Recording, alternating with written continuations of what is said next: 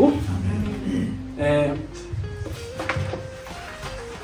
Tajaajila yeroon calqabu akka baay'ee keessanii faarfannaadhaan hin calqabne eegaan jiran mayyuu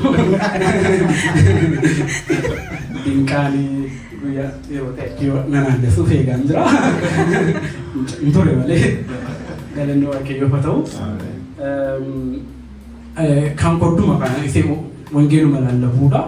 Kanaaf isuman beekuun hin tajaajila kanaafan jedhanisi. Lallabuun jaalladhan ture gaafanii gara tajaajilaatti dhufu akka lubni kan isatti tajaajilan sanyii akka sanaa san jaalladhan ture ammas nan jaalladha garuu gorora tokko lama liqimsaa gaafan dhufu barsiisni keessa koo bulaa dhufe. Egaa lachuuyyuu jira har'aa utuun lallabaan calqabee natti tolattu haaraa gaafan naqu hallelujaa jedhanii bulluqsuuf jecha garuu waaqayyo isa dubbachuu barbaade wanti keessa koo bulee garuu akkuma barsiisa wayiitti dubbii wayii hirmaachuudha. Yoon dogoggore akkan sirreessitan seenaa wayiitti dubbachuu nan danda'a. Qajeelummaan akkana sirreessitan barbaada. Wantan dubbadhu hundinuu amma danda'ame mootummaa waaqayyoo keessatti sanyii facaasuudha. Kanaaf waaqayyo immoo nu gargaara. Kutaa baay'ees darbinee dudubbisnaa. Kanaaf namootni dubbisaan na gargaartanis akka nam tokko lama qofatu hin taane namni baay'een akkanaa qophooftan daddaffiidhaan isin gaafadha. Wanta darba irratti dubbachuu barbaadu sa'aatii kollaalladha.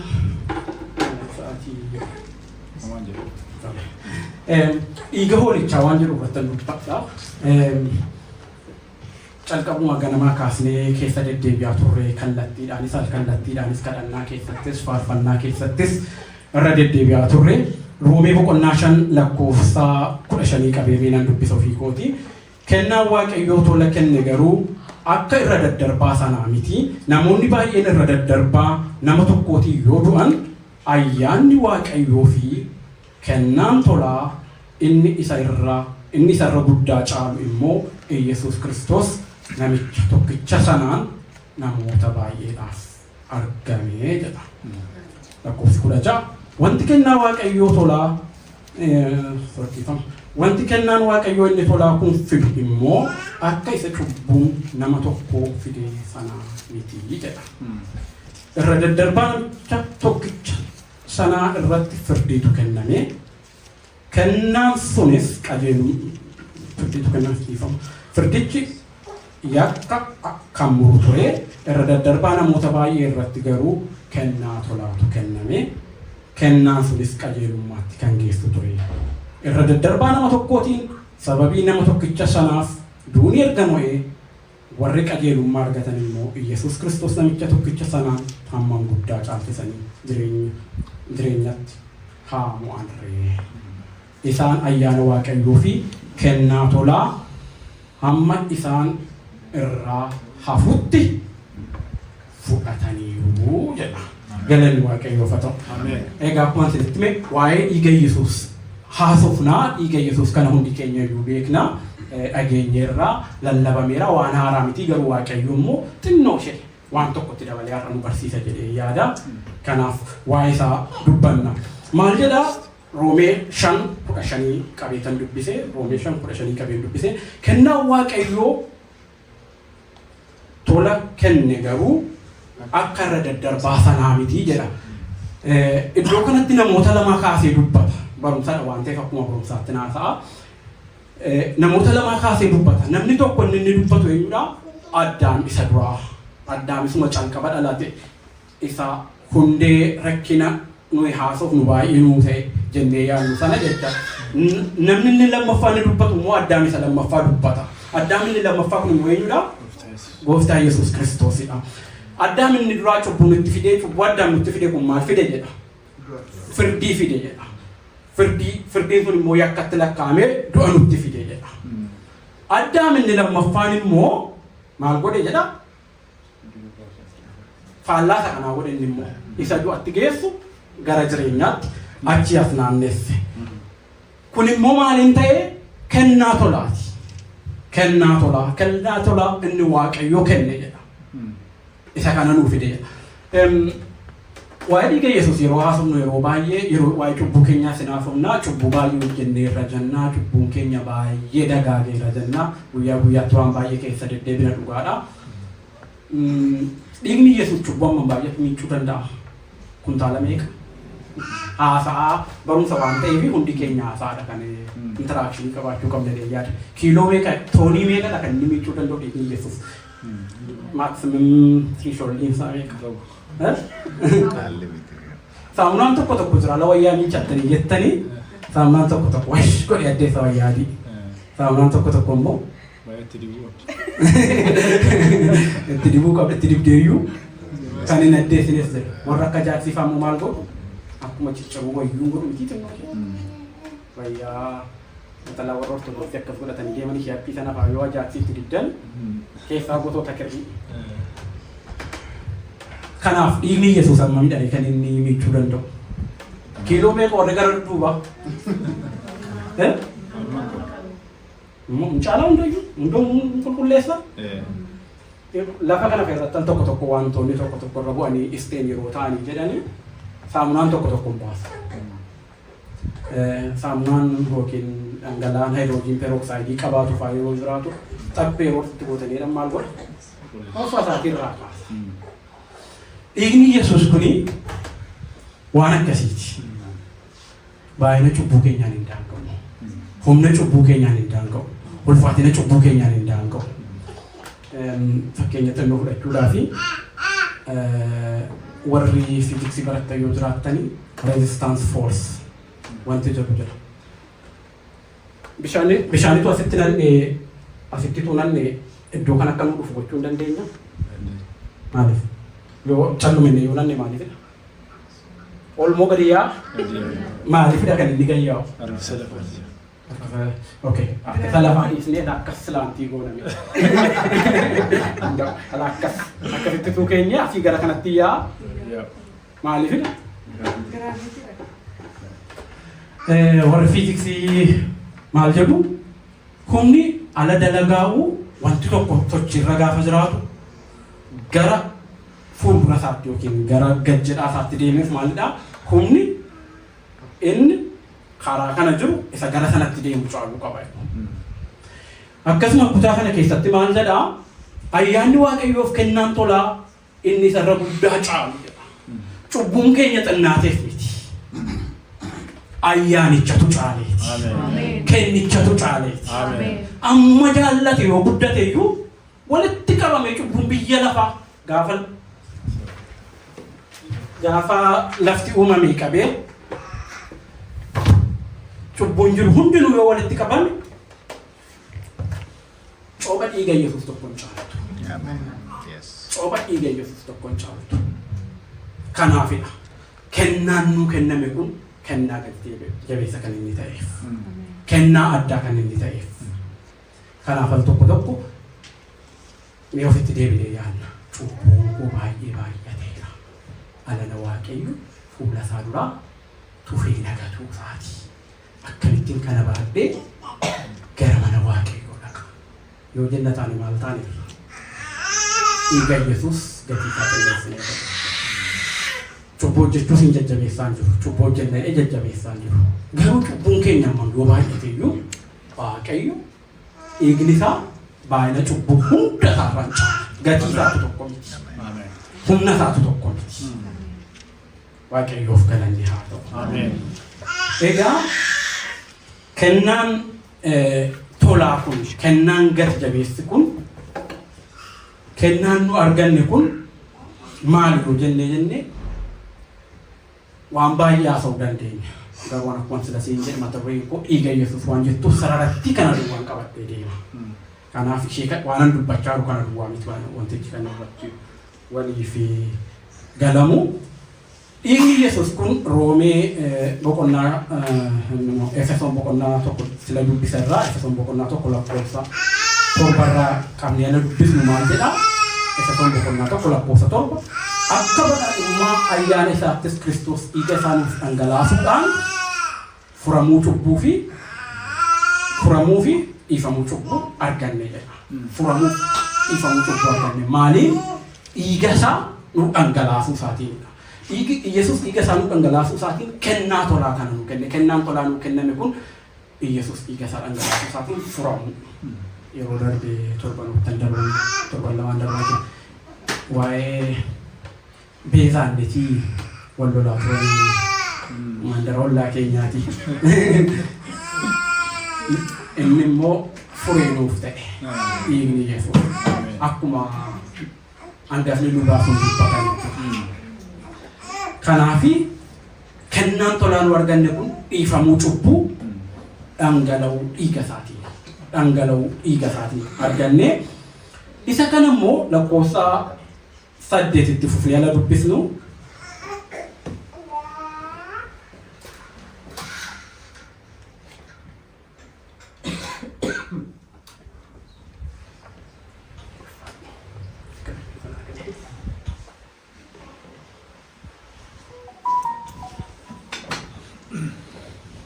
Lakkoofsa 8 fufnee ala dubbisnu maal jedha? Waaqayyo waan gaarii isatti fakkaate duraan dursee kan qopheesse qaba. Bara kukkumoofaa keessatti waa'ee dhufuu Yesuus kana dubbateera. Bara Yesuus dhufetti immoo sana raawwate. Wanti sun yeroo sana waan dhokataa ture. Bara kukkumoofaa keessatti dubbatameera. Wanti baay'een dubbatameera. Wantichi dhokataa ture. Yeroon isaa yeroo ga'u garuu maal ta'e? Ifa ba'e. Lakkoofsa 9 irra gaafa dhannee jennu immoo yeroo waan hundumaa mootummaan Waaqayyoo yeroo deebi'ee dhufu waan hundumaa yeroo inni ejjeta miilla isaa jala godhee to'annoo isaa jala galchu yeroon sun immoo dhufaa jecha. Galanni Waaqayyoof haa ta'u. Egaa kennaan tolaa nu arganne dhiiga hoolichaa isa nuuf dhangala'ee jenneerra. Garuu akkuma walii jalaatti maaliifidha furamuudhaaf dhiifamuu cubbuutiif yookiin waan haasaa jiru kanaaf dhangala'uun dhiigaa maaliif barbaachise? Tokko lama naa jira. Barumsa akkam mugneef.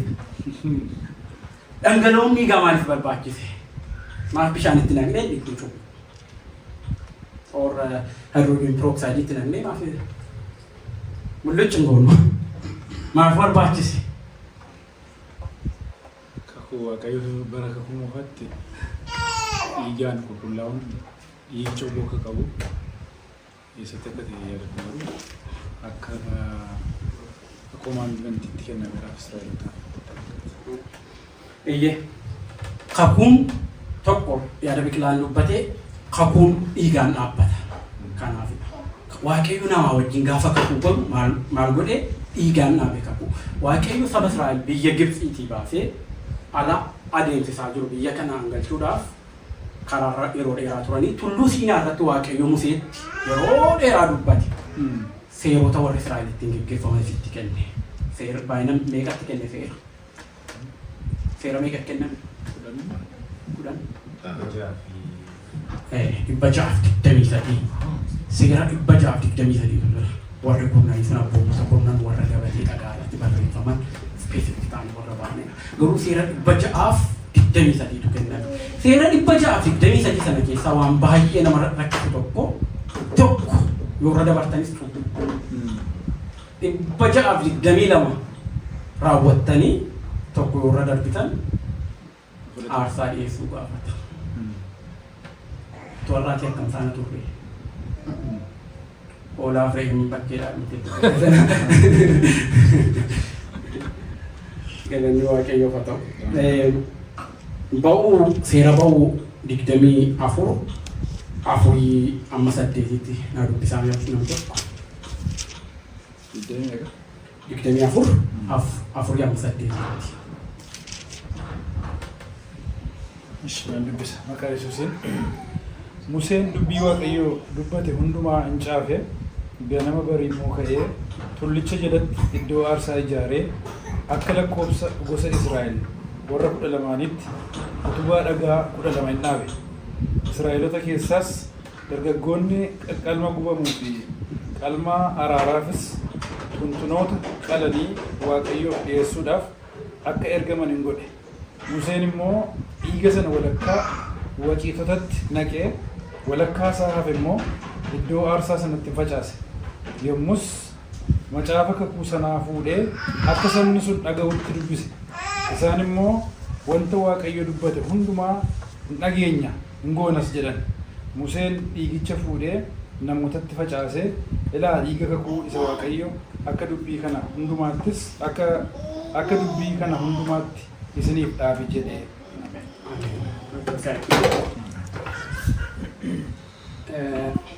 Iddoo kana maal argina?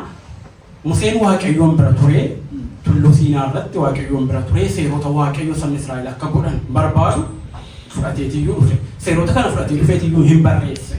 Barreesseetiyyuu saba kana durseetti meera achiin barreessee ammas deebi'ee isa barreesse sana dubbiseef. Kun isiniif Waaqayyo gidduutti kakuudha jechuuf maal godhee? Dhiigicha baala Isoophiitiin fuudhee jala kutaa biraa jala dubbisnu sabatti akkas facaasee kun kakuu isiniif Waaqayyo gidduu dhaabbatedha. Nu akkuma aadaa keenyaatti ala walii gallu, ala kakuu walii kan jabeessuu barbaanne biqila boriitu wal argine. Inni ufta miti eeyyee nan dhufa. Dhugaa. Abbaan koo aduu jedhe. Jenna miti harka koo rukuti. Jenna miti Yesuus isa kana immoo Waaqayyo isa kana immoo maal godhe? Dhiigaan. Kakuu Yesuus kakuu Waaqayyo inni kun immoo dhiigaan dhaabbate kakuu dhiigaati. Waaqayyo kakuu dhiigaan dhaaba. Kanaafidha dhangala'uun dhiigaa kan barbaachise. Bara kakuu moofaatti kakuu dhiigaan dhaabe argina. Bara kakuu haaraatti kakuu dhiigaan dhaabe. Dhiiga eenyutiin? Dhiiga Yesuusiin dhaabe bara kakuu haaraatti. Bara kakuu moofaatti dhiiga hoolotaatiin, dhiiga jabbootaatiin. Ibroota 9:8 amma 21tti gaafa dubbifannis maal jedha? Lakkoofsi 18. Kanaaf kakuu inni duraa iyyuu dhiiga malee hojii kan oolu jedha. Waa'ee kakuu lammaffaa gaafa dubbatu. Kanaaf kakuun dhiigaan dhaabbata. Dhiiga malee Waaqayyo kakuun hin dhaabu. Inni lammaffaanii dhangala'uun dhiigaa maaliif barbaachisa isa jedhuu fi qulqulleeffamuuf barbaachisa. Qulqulleeffamuuf. Bara kakuu moofaatti Museen gaafa tajaajila mana Waaqayyo akka calqabamu goosisu iddoo mana qulqullummaa ijaaree iddoo aarsaa ijaaree waan hundumaa erga godhee booda maal godhee dhiiga itti facaase iddoo aarsaa. Meeshaan itti fayyadamamu sun qulqullaa'uu qaba. Ammasii kanatti fayyadamaa jirra. Bara kakuu moofaatti kun qulqullaa'uu qaba. Waaqayyoof itti fayyadamuuf sanaaf immoo maaltu barbaachisa? Dhiiga qulqulleeffamuudhaaf. Inni sadaffaa inni guddaan dhiifamuu cubbuutiif nuuf kennuun laallattu jechaadha. Dhiifamuu cubbuu Ibroota 9:22 minaa dubbisaa.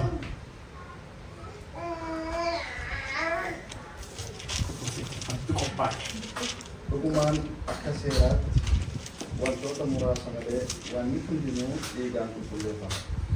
Dhiigni dhangalaafamuu malees dhiifamuun cubbuu jiru. Dhiigni dhangalaafamuun dhiifamuun cubbuu jiru. Bara kakuu moofaattis dhiigni dhangala'u malee dhiifamuun cubbuu jiru. Bara kakuu haaraattis dhiigni dhangala'u malee dhiifamuun cubbuu jiru. Cubbuu yoo jettee ta'a. Waan hin beekamne baruu. Kanaaf dhiiga maaliif dhangala'an? Namni cubbuu hojjetee jiru jira. Tarii awwaal hojjedheera yoo ta'e maalan godhaa hoolaa wayii eenyummaa biqilaa kalamu akkamittiin dhiifamu cubbuu argadhaa. Yohaannis ergaasaa keessatti an cubbuun qabu kan nuuf hin jedhu inni goowwuusaadha. Kanaaf foon qabeessuun hundumtuu immoo cubbamootaadha. Roobee boqonnaa saddeet hundumtuu yakkan. Har'a wanta hin jedhee fi ishee maarraa duwwaa. Har'a cubbuu wayii hojjedheera yoo ta'e jennu ituun sila dhufaa jiru karaa irratti waan xinnoo tokko soobeera yoo ta'e isheedhaaf dhiiga wayii na barbaachisa jechuudha dhiifamuu cubbuu sana argachuudhaaf. Maalan godhame hoolaa qaluun irra jira hoolicha tokko qalameera. Galanni Waaqayyoof haa ta'u.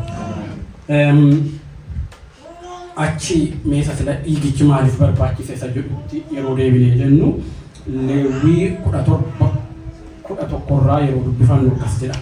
Lubbuun uumama foon uffatee dhiiga keessa waan jiruuf furee kan ta'us dhiiga waan ta'eef inni furee lubbuu keessanii akka ta'uuf iddoo aarsaa irratti Waaqayyoof waaqayyo isa isiniif kenneeraa jedha. Maaliif dhiigni filatame waan jedhutti deemuufanidha. Maaf bishaan hin filatamne, maaf dafqi hin filatamne, maaf wayyaan hin filatamne, waan biraa maaf bokkaan hin filatamne. Dhiigni sababni filatameef lubbuun dhiiga keessa gatii jiruuf. Lubbuu bitaa jirra mitiiree Yesuus dhiiga isaa dhangalaase maal bite? Lubbuu keenya bite. Hoolota bara kakumuufatti qalaa turanis maalidha? Lubbuu namoota sanaa oolchuufidha cubbuudhaan kan duubeef. Egaa gatii wal fakkaatu kennuudhaafi gatii lubbuu dhiigni lubbuu keessa jiraadha. Ina deemaa saayinsiinsa.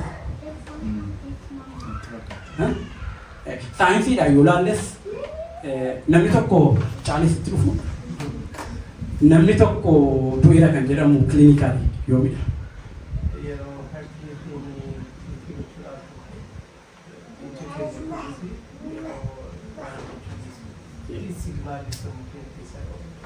Maaltu gatii ta'eef ta'e? Dhiigni sababa hin jirreefidha. Dhiigni hojii waan dhaabeefidha. Maalidha? Qaama keenya keessatti dhiigni maal baata?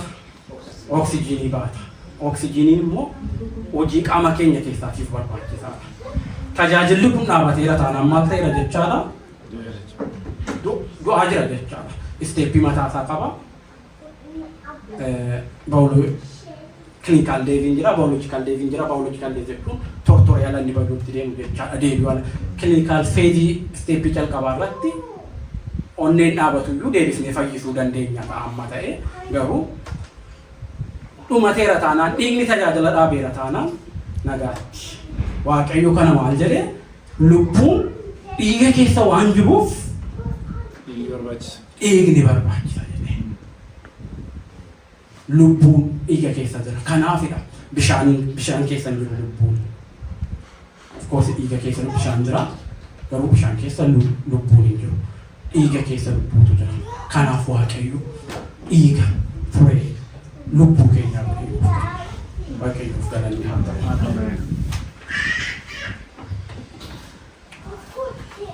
Egaa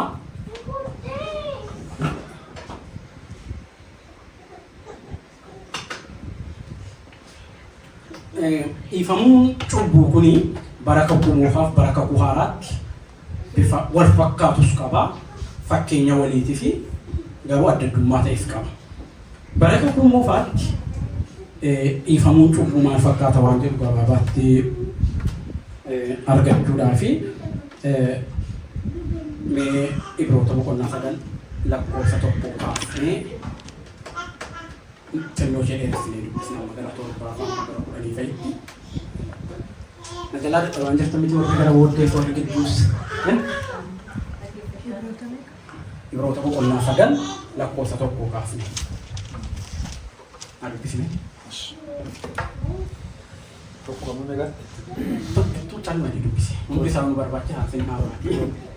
Kakuun inni duraayyuu lafa kana irratti isa irratti sagadaa godoo qulqullaa'aas qaba ture. Godoon tokko qopheeffamee ture. Godicha keessaa kutaan gara balbalaa iddoo qulqulluu jedhama ture.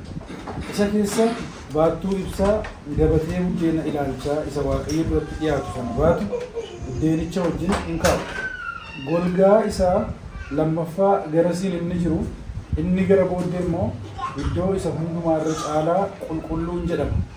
Achi keessa immoo iddoo aarsaa isa warqee irraa hojjetamee ixaanni irratti aarfamu akkasumas saanduqa kakuu guutummaan isaa warqeedhaan uffifametu jira.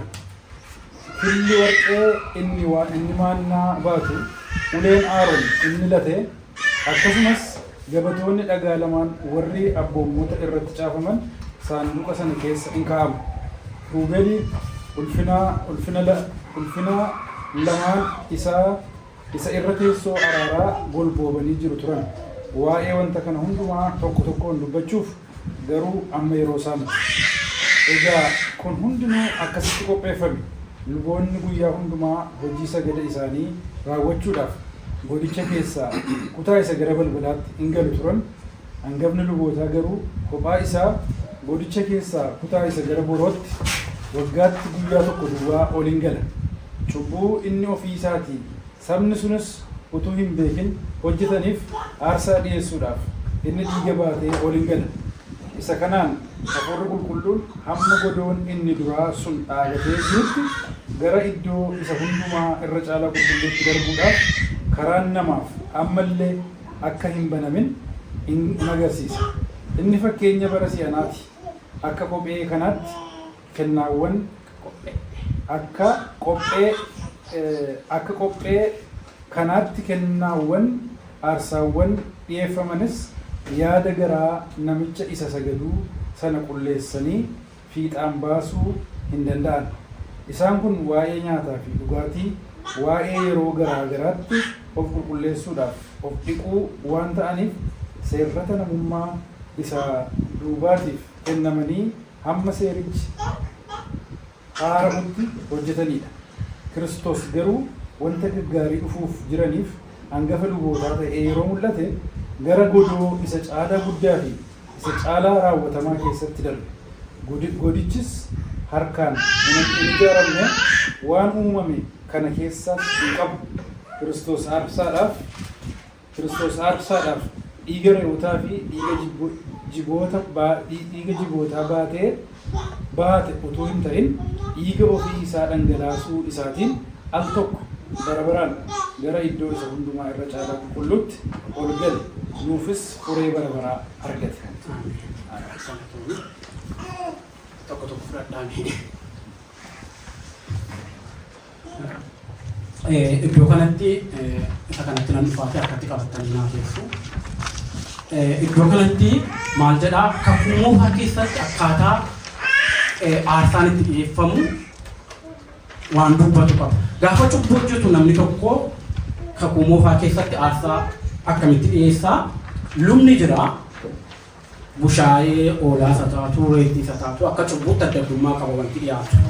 Sangaa tuntunoo isa ta'u, dibicha isa ta'u garuu waan tokkotu jira jetti. Kan mudaa hin qabne. Waan mudaa hin qabne. Yoo si hin geenye ta'e lama faaxaa walitti qabataa tokko kan mudaa hin qabne fudhatanii dhabu. Kan mudaa hin qabne. Achi maal godhaa? Lubni namichi inni cubbuu hojjetu sun harka isaarra kaa'ee cubbuun namicha sanaa aarsaa sanatti dabarfameetiyyuu aarsaa dhiyeeffame. Achi maal ta'a? Lubni fuudheetiyyuu dhiiga faffacaasee hangafni lubaa immoo iddoo isa hundumaa caalaa qulqulluutti ol galeetiyyuu maal godha? Dhiifamuu cubbuu dura ofii isaaniitiif luboonni itti aansanii amantootaaf yookiin saba Israa'eliif cubbuun akka dhiifamu godhu. Kun Leewwota boqonnaa 6:11 irratti yoo dubbifannee jenne akkamitti dhiifamuun cubbuu haala sana akka godhamaa turedha kan inni agarsiisu. Egaa Waaqayyo seera kana Museetti gaafa kennu calqaba maal jedhee godoonaa ijaarii jedhe. Godoo. Fakkiin isinitti kenne kuni intarneetii irraan gadi buusee ofii kootiin kaasnee kireditiin akka intarneetiiti barreeffama achirra jiru. Inni ilaalle waan ta'eef fakkichi sirrii ta'uu isaa ilaaleera barreeffama irra jiru garuu ilaalle waan ta'eef qulqullina isaa godhee kanaaf fakkichi qulqulluudha rakkoon qabu jechuu kooti. Kanaaf fakkii isaa mee godichi maal fakkaata? Godoonni Waaqayyo biqilaa nama gaafa nu dubbisee jedhe waa'ee godoosa dura ture sana seerrata sagadaa dura isa ture sana dubbachaa ture. Godichi kana fakkaata. Waaqayyo Museedhaan godoonni naagaa jedhe fuula isa kana gaafa laattanii jettan kana fakkaata. Godoon kuni akkuma argitan dallaa qaba calqabatti itti aansee dallaa isaa keessatti oobdii iddoo jedhamutu jira. Oobdii lafa wanta akka biddaa boba'u kanan argitu mitiire oobdii jedhaman oobdiitu jira. Itti aansee manichatu jira. Manichi immoo kutaa gurguddaa lama qaba keessa. Achi fuula sattaanutti gaafa dabartanii jettanii manicha iddoo lamatti baqaqsaniitii iyyuu laalaa irraa iddoo manicha keessa laalaa. Golgaa wayii jira kallanii isaa billuu diimaa fa'aa waan of keessaa qabu jecha ishee gara calqabaatiif isa gidduu golgaa sana lamaan gidduu maggaarrajatti kana lamaan gidduu jecha iddoon jiru iddoo qulqullaa'aa jedhama. Iddoo qulqullaa'aa jedhama. Isa dudduuba golgaa sana dudduuba inni jiru immoo iddoo hunduma caalaa qulqullaa jedhama. Bataskaana Ortodoksii dhaqxanii warri beektan yoo jiraattanii lafa taabonni taa'u beektu mana keessatti mana sheetti sanadhaa jechaadha isheen keessaa sun meqedas jedhu qiddisa guddisaa ishee jedhamtu sanaa jechaadha. Butattii sanadha jechaadha. Egaa seera kakuu moofaa keessatti namni cubbuu hojjete tokko bushaayee sana itti afaan manaa ta'u. Namni cubbuu hojjete tokko seera kakuu moofaa keessatti waan aarsaadhaaf dhiyeessu fidatee dhufaa lubatti kennaa lubni asitti aarsaa dhiyeessa. Iddoo kanatti aarsaa dhiyeessa. Hangafni lubaa immoo waggaatti al tokko dura ofiisaatiif luboota warra kaaniif itti aansee immoo sabaaf dhiiga aarsaa dhiyaate kanaa fudhatee eessatti lixaa iddoo ishee gara keessaatti lixa. Ishee kana bira darbee iddoo isa duraa bira darbee iddoo ishee gara dhumaa kanatti darba. Golgattii maggaarrajattii ishee dhumaa keessa ishee jirtutti darba. Iddoo sanatti maaf darbaa? Iddoon sun iddoo argamuu Waaqayyooti. Iddoo argamuu Waaqayyooti.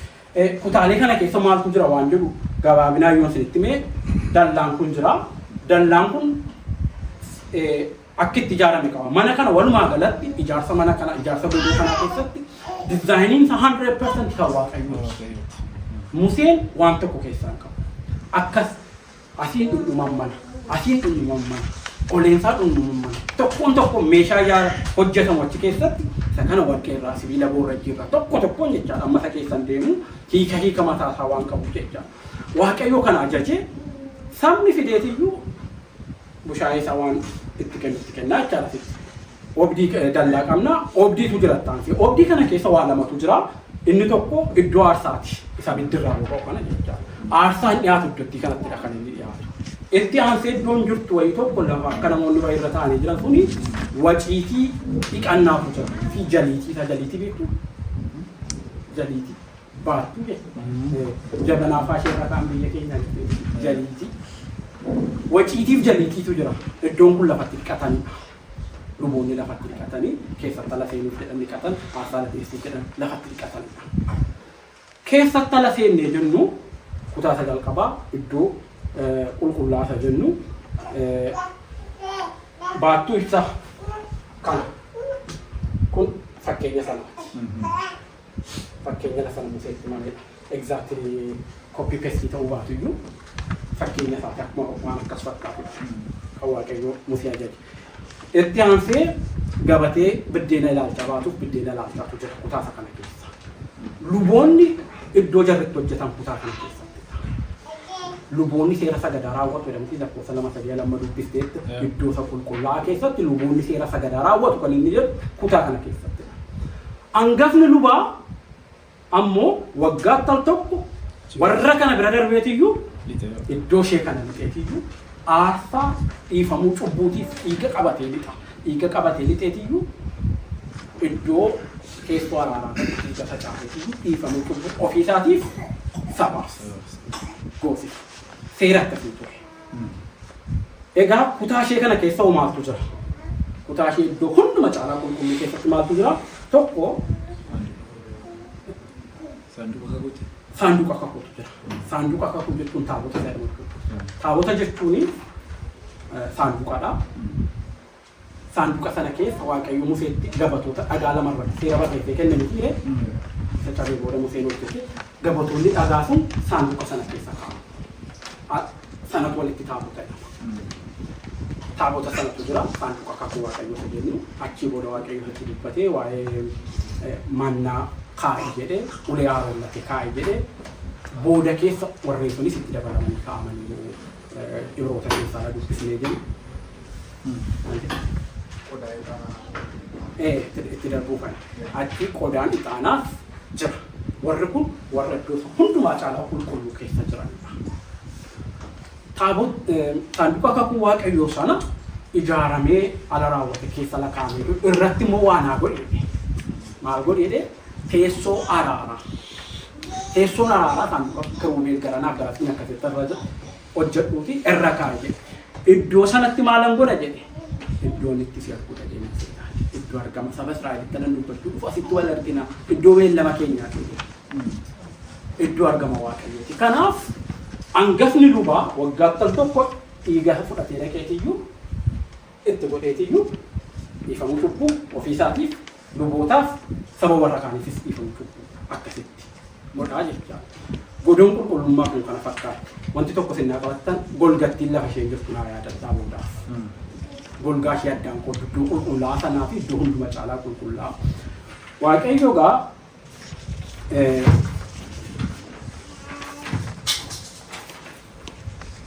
Waaqayyo godoo kana gaafa kennu maal godhee kenne Waaqayyo dunkaanni kun dunkaanatti wal ga'an sabni Israa'el Waaqayyo lafatti wal ga'an godhee kenne lafatti wal ga'an kun gaaddidduu isa booddeen dhufuuf jiru.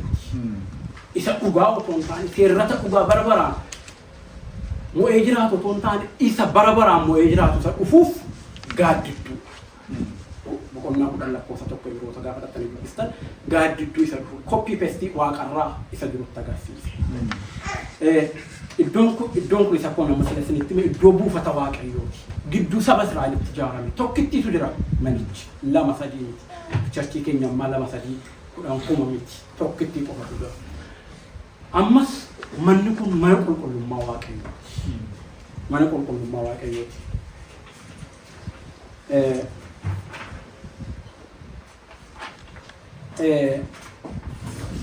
Egaa lubichi fudhatee achitti tollixa. Komentarii tokko keessaa kan inni dubbise maal jedha Yesuus Yohaannis boqonnaa 14 lakkoofsa 6 irratti maal jedhee karaan dhugaan jireenyis ana jedha. Komentariidha dhugummaa isaan beeku.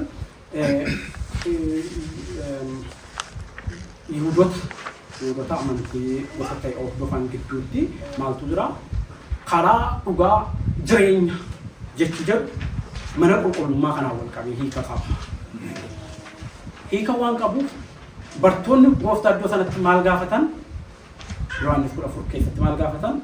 Karaa gara abbaa geessu nutti Filiiphoos baay'ee maariitiyyuu nuuf fineerra madhe nutti agarsiisi malee karaa kana dhimma jabeesse. Yesuus immoo maal deebisee? Karaadhaaf deebii kenneera. Karaa dhugaa jireenya itti dabaleetiyyuu deebii kenna. Yihudoota keessatti karaa balballi isa gara duraatti galchu karaa inni iddoo qulqullaatti galchu dhugaa inni keessatti galchu lafa Waaqayyo argamutti galchu jireenya jedhanii hiikkatu. Kanaaf konseptii jarri kun qabanii hiika kennuudha jedheetiyyuu karichis isin karaa jettanis jireenya isin jettanis dhugaadhaan isin jettanis inni aanaa kan biraan barbaadina yaada jedhu akka ta'e komentarii wayirraa argeera. Bara kakuu haaraatti maalii dhagaa?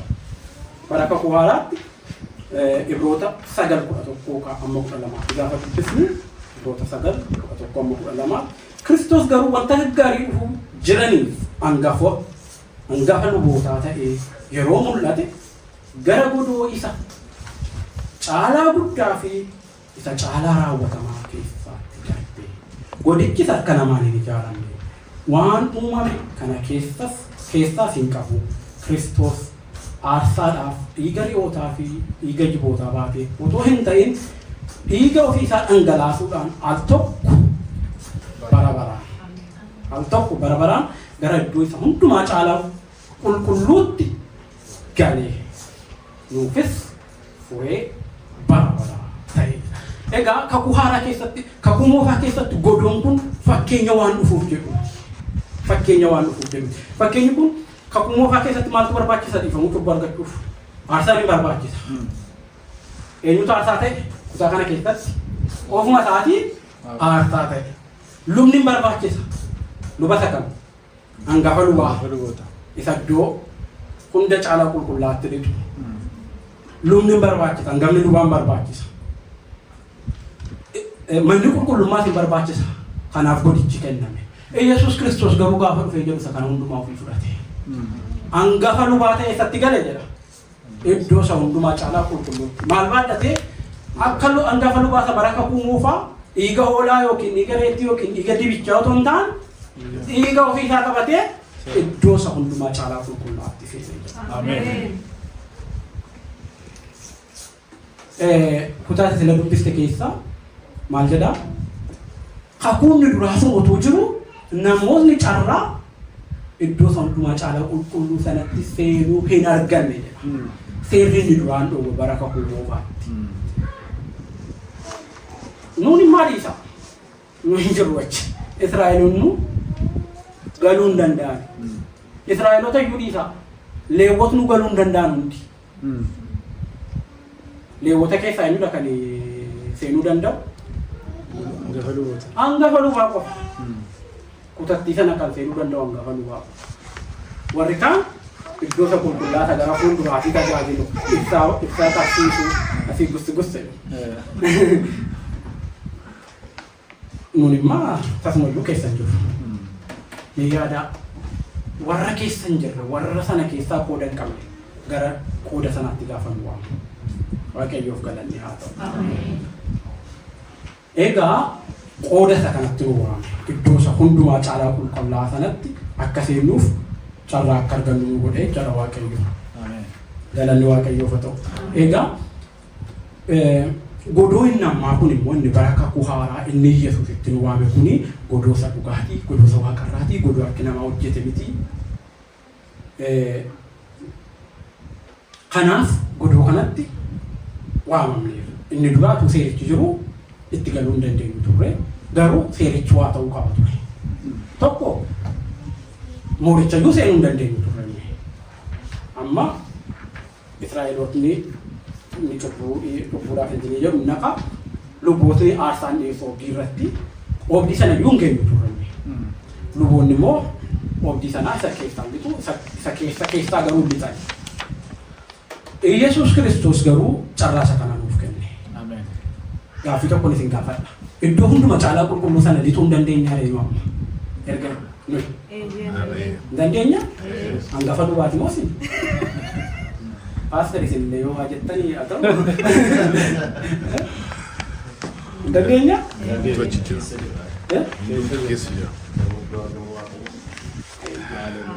Galanni Waaqayyoof haa ta'u.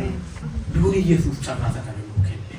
Iddoo isa hundumaa caalaa qulqullaa'aa. Isaan gafti nu qofti isheen. Mee Ibroota 10:19 nuunaa dubbisa. Ibroota 9:19 Ibroota 9:8 irraa seerri inni duraan maddoo jirutti hin dandeenyu jedhee kanaaf seera sana kaasuu nurra ture. Yesuus dhufee nuu kaaseera. 10:19 immoo dubbisne. Akkas jedha. Egaa yaa obboloota koo Yesuus dhiiga isaa nuuf dhangalaasuu isaatiin gara iddoo isa hundumaarra caalaa qulqulluutti galuudhaaf ija jabina qabnaa jedha. Gara iddoo hundumaa caalaatti qulqulluutti galuuf ija jabina qabnaa jedha. Suura keenyatti deebina. Fakkii manatti itti deebina. Akkamitti gallame? Amma fakkiitti kanarra dhaabanne akkamitti galla? Isuma ituu yaadaan qabattanii jirtanii Yesuus gaafa du'u Maatiyos irraa gaafa dubbifannu Maatiyos 27:51 irraa maal jedhaa? Gaafa Yesuus du'e jedhu maaltu ta'ee sochii lafaan ta'ee warri du'an hin ka'anii golgaan mana qulqullummaa iddoo lamatti tarsa'ee jedha. Waldichi isa kamiin inni tarsa'e? Ishee kanatu tarsa'e. Golgattii ishee kanatu tarsa'e. Manni godoon kun ijaaramee ture bara Yesuus du'etti godoon kun maal akka fakkaatu isinitti hima ture. Godoon kun bara Yesuus du'e hin turre. Akka kanatti dhaabatee jecha Solomoon Daawit maal jedhee ani tun mana bareedaa keessa jiraatu saanduqni kakuu Waaqayyoo godoo keessa jiraata nan ijaara jennaan dhiiga harka keerra jiran ijaarta jedhee. Eenyutu ijaara jedhe? Ilma kee jedhe. Solomoon gaafa darabeensaa ga'u nagaa argatee mana Waaqayyoo ijaare mana qulqullummaa Waaqayyoo gaafa ijaaree jedhu baay'ee bareechee warqii baay'ee itti baasee qabeenya gurguddaatti dhangalaasee mana bareedaa ijaare. Naannoo dhaloota Kiristoos dura naannoo bara 900 keessa ijaarame. Achi manni qulqullummaa kun gara bara 586 wayinatti fakkaata dhaloota Kiristoos dura Baabilooniin distraakte ta'e. hin caccabe hin bade achi waggaa 70 Baabiloon boojuu Baabiloon keessa turanii gaafa deebi'an Izraa Haagee Nehemiyaan fa'aa Zerubaabel fa'aa dhufaniitiyyuu mana qulqullummaa ijaaran. Manni qulqullummaa kun Yohaannis boqonnaa 2 keessa mana qulqullummaa kanaan jigsaa guyyaa 3 deebisee ijaara kan inni jedhe. Mana qulqullummaa waggaa 46 ijaarame guyyaa 3 ijaara jettaa yati jedhan. Manni qulqullumichaa kan jedhamu iddoo sanatti bara Heroodis waggaa 46 haaromsarra turedha. Yeroo sana Solomoon ala mana qulqullumichaa ijaare balbalatti godhee mana qulqullummaatti. Garuu iddoo ishee qulqullaa'aa kanatti iddoo qulqulluu fi iddoo hundumaa caalaa qulqulluu kana kan gargaaru balballi hojjetu maal godheera? Golgattiis hojjeteera. Golgattiin jirti jechaadha. Golgattiin iddoo argama Waaqayyoo lafa Waaqayyoo Museedhaan itti argate sana iddoo jirtu jechaadha. Kanaaf maal ta'e golgaan iddoo lamatti tarsa'e jechaadha. Iddoo lamatti golgaan gaafa tarsa'e jedhu kanaaf hangafni lubaachi lixaa luboonni warri kanas lixu iddoon jiru hin jiru tokkuma ta'e jechaadha. Kutaama tokko akkasii ta'e amma iddoo kana lixu namni irra dhufu hin jiru. Maaliif karri na ittisu hin jiru. Garuu iddoon kun ittifamaa ture. Ishee kana iddoo hunduma caalaa qulqullaatti of dandeechaadha. Amma garuu lixuun hin danda'amu jechaadha. Yesuus akkasitti golgatti iddoo lamatti tarsaaseetiyyuu maal godhe iddoo isa hundumaa caalaa qulqulluu dura eenyutu lixe ofii lixe dhiigasaa qabate hangafni lubaa achii maal godhe nuun itti nu galche rakkootu jira ammas itti golgattiin tarsaate iyyuu kan lixu eenyu qofadha luboota qofadha maal goona lubaan ala jirra amma achi dhaabanne iyyuu barbaannaa maal jedha dubbii Waaqayyoo eeseen luboota Ameen. Hundi keenya iyyuu warra mananne du'ee du'aa ka'uu Yesuusitti warra mananne maal taane jechaadha luboota taane. Kanaaf kutaasa qulqullaa lixuu hin dandeenya. Kutaasa qulqullaa gaafa linnee jennu maggaarrajaa taqaddalee jenneetiyyuu itti darbina. Wanti nuyi itti fuudhu. Kanaaf manicha guutuu keessa mirga guutuu qabna. Maal jedhe gooftaan bakki itti dhufee Yesuus anatti qabamaa jira. Ani isin keessa isin ana keessa. Achi kutaa fida dubbanni irraa maal jedhe manni qulqullummaa eenyu jedhe. Waa mana qulqullumichaa jigsaan guyyaa 3 ittiin ijaara gaafa jedhe kana waa'ee eenyutiif dubbate jedha. Waa'ee mataa isaatiif. Yesuusumti maal ta'e jechaadha. Ofumaayyuu mana qulqullummaa itti qabamnee jirraa keessa jirraa isa keessa jirraa. Kanaaf freedom guutuu qabna jechuudha. Galanni Waaqayyo. Waa'ee mana isaa biildingii isa kana naasaadhaati. Biildingii isa huuraan haasaa ture. Kanaaf iddoo isa hundumaa caalaa qulqulluutti akka galluuf carraa kana fakkaatu nu kenne Waaqayyo. Golgattiin tarsaatiifiyyuu waan dhokatee jiru. Waan guddaa achi dhokatee ture. Yoo dhannachi dhokatee ture. Argamuu Waaqayyoo. Iddoo argamuu Waaqayyootu ture achi keessa. Maaliif baraka kumoofaa keessatti amma nu keessa jira nama rakkoon qabu baraka kumoofaatti garuu Aarooniin iyyuu Museedhaan maal jedhe Aaroon yeroo arge akka duumessi koo dhufee buufachuu waan danda'uuf yeroo sana argamuu kooti yeroo sana ana achitti argamaa jiru yoo dhufee jedhe maal ta'a nan diba jedhe nan du'a jedhe akka argine lixuu hin dandeenyu turre iddoo qulqullaa'aa. Maal godhu taabotatti fiquuf maal godhama ture dur. Funyootu namatti hidhame yoo lixama. Funyoon namni dheeratu kiiloomeetira tokko. Baay'ee na fagaachuu qabda. Dhundhuma 200 dhabdi. Dhundhuma 200 dhabdi soori. Dhundhuma 200 dhabdi. Dhundhuma 200 jechuun raafilii meetira 1,000 jechuudha. Meetira 1,000 jechuun meeqa? Kiiloomeetira tokko jechuudha raafilii. Achi keessa ture jennaan finyoo gosotuudha. Du'eera jedhamee jechaadha. Ituun qulqullaa'in ol jennaan du'utu jira. Argamuu Waaqayyoo natti siqinaa jedha ture. Musee duwwaatti siqamee natti siqu. sabni kun akkan duunetti al tokko ala Musee geggeessitoota sabaa waame kottuu waan asitti mun qabaale waa'ee gabatoota kakuu kana faalatti mee maal jedhe daangaatti godhe akka jarri daangaa wayii darbanii dingata rukutamanii hin duuneef jedhe. Kanaaf Waaqayyo akkasittidha kan inni nu oolchee jechaadha.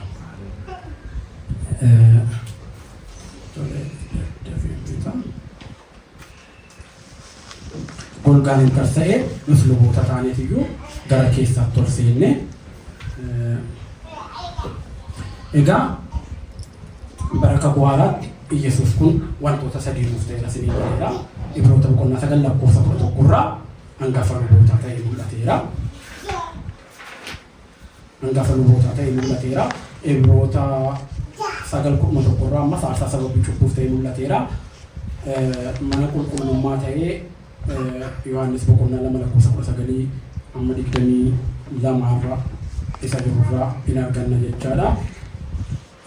Kana hunda akkamitti Yesuus wal faana raawwata?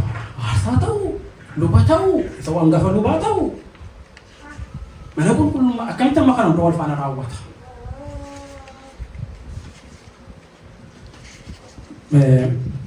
Qola Isaayyaas boqonnaa 2 lakkoofsa 9 irraa yoo dubbifanne jennee meenuu dubbisaa waan tokko. Tajaajila rafaa jirtuu laata?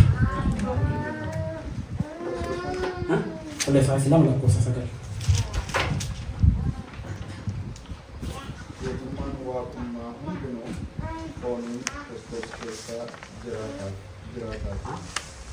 Isinis Kiristoos isa faayidaa sun bara mataa ta'e sanaan beekamtanii. Ameen. Iddoo kanatti maal jedha? Guutummaa waaqayyummaa namummaa Kiristoos keessa jira. Moloktaawwii Haayil isa jedhamu. Moloktaawwii Haayil. Humni sun waan keessa jiruuf waan fedhe ta'uu danda'a gooftaan keessa. Kanaaf waan hunda ishee tokkicha ba'a. Akka koo yookiin akka Phexros akka Yohaannis warra isa duukaa jiranii namummaa duwwaa baatanii namummaa qofanii. Yesuus nama waaqas jennamtiiree kanaaf waan hundaa gochuu sababa humni waaqummaan kunis sababa jiruufidha jechuudha. Egaa isa kana hundumaa raajonnii fi abbootni amantii Israa'el baay'ee hawwanii turan kanaan baay'ee hawwanii turan. Mee Lukaas boqonnaa 10 lakkoofsa 24 dubbisaa fi ta'an jira.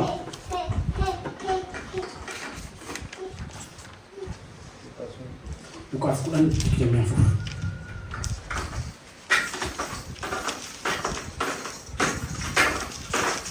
Ani isinitti himaatiin raajonniif mootonni baay'een waan isin argitan kana arguu barbaadan garuu hin argine. Waan isin dhageessan kanas dhaga'uu barbaadan garuu hin dhageenye. Warri kakuu moofaa raajiin raajameeraa Yesuus mootiin nagaa durbarraan dhalata jedhameera. Waa'een mana qulqullummaa kun fakkeenyaa himameera. Yesuus akka ta'e himameera. Baay'ee qorachaa turan raajonni qorattoonni macaafaa.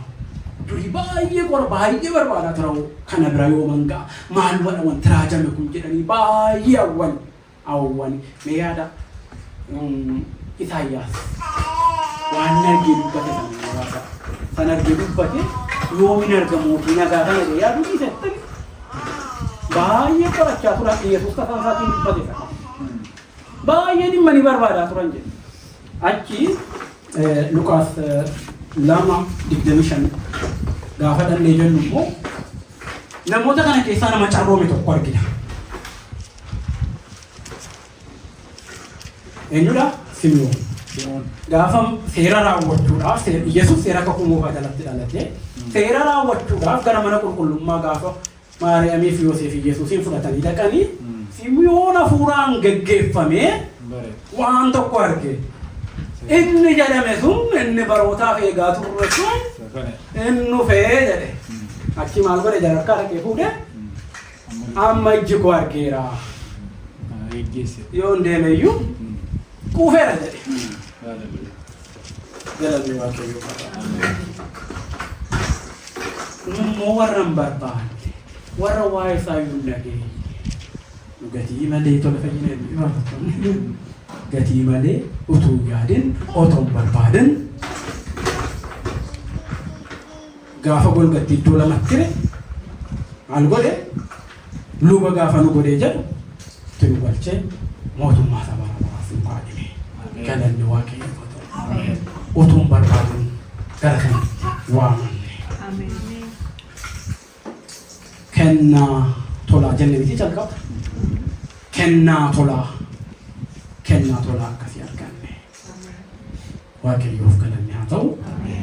Egaa mee kennaa tolaa arganne iddootti galle sana iddoo hangafti lubaatti galu qofa iddoo hangafni lubaa seenu qofa carraa seenu warra arganne gammadaa mee waaqayyo carraa nu kenne kanaaf galatoomuu jenneetiyyuu waaqayyo kadhannaa sa'aatiin keenya deebi'ee ta'ee beeku asuma irratti naaba